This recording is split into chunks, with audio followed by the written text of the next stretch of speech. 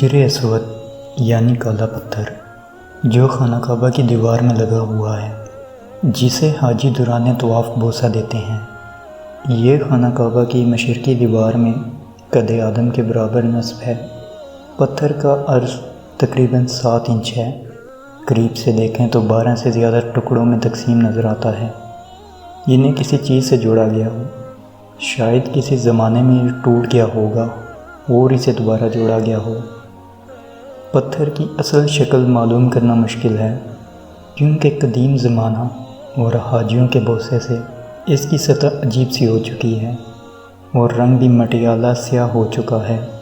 اس کے گرد چاند کا گول چکر بنا ہوا ہے، جس میں سونے کی آمیزش کی گئی ہے۔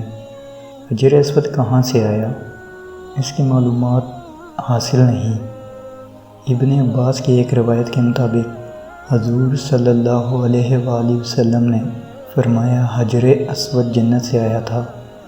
اس وقت یہ دودھ سے زیادہ سفید تھا، لیکن بنی آدم کے گناہوں نے اسے سیاہ کر دیا۔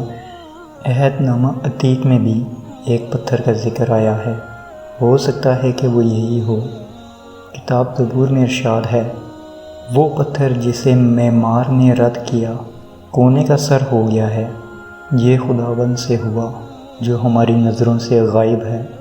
خانہ کعبہ کی تعمیر اول کے وقت سے یہ پتھر اس میں موجود تھا۔ 606 میں جب حضور صلی اللہ علیہ وآلہ وسلم کی عمر 25 برس تھی، سیلاب سے کعبہ کی عمارت کو نقصان پہنچا اور قریش نے اس کو دوبارہ تعمیر کیا۔ جب دیواریں قد آدم تک پہنچ گئی تو حجر اسود کو رکھنے کا مسئلہ پیش آیا تو قبائل میں جھگڑا ہو گیا۔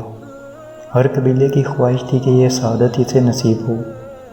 حضور صلی اللہ علیہ وآلہ وسلم نے اس قصے کو طے کرنے کے لیے یہ طریقہ اختیار کیا کہ حجر اسود کو ایک چادر میں رکھا اور تمام سرداروں کو کہا کہ وہ چادر کے کونے کو پکڑ کر اٹھائیں۔ چنانچہ سب نے مل کر چادر کو اٹھایا۔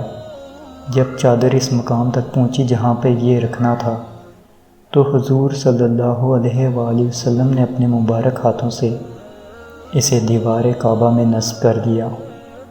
کہتے ہیں حضرت عبداللہ بن زبیر کے زمانے میں کعبے میں آگ لگ گئی، جس سے حجر اسود کے 3 بڑے ٹکڑے ہو گئے۔ نیز کئی چھوٹے چھوٹے ٹکڑے بھی ہیں، جنہیں ابن زبیر نے چاندی میں جڑوا دیا۔ 1968 میں سلطان عبداللہ بن مجید خلیفہ ترکی نے اسے سونے کے فریم میں مڑوا دیا۔ 1281 میں سلطان عبدالعزیز نے اسے چاندی کے فریم میں دوبارہ لگا دیا اور تب سے اب تک یہ اسی حالت میں موجود ہے۔